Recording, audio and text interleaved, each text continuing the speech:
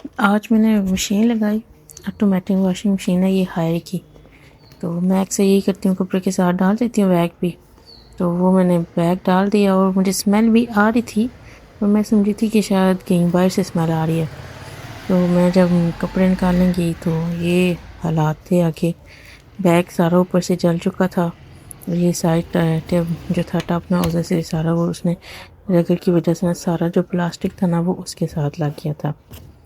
तो ये है कि नेक्स्ट टाइम आप भी ये चीज़ देखें लाजमी, और ख्याल रखें जब भी बैग डालें तो बैग नीचे रखें और ऊपर कपड़े डालें। और मेरी सबसे बड़ी मिस्टेक यही थी कि मैंने नीचे कपड़े डाले थे, एंड पे जाके मैंने बैग डाल दिया। बैग हल्का होता है, तो जब उसने स्पिन किया ना तो उसकी वजह से ऊपर आ गया, तो और वो जल गया।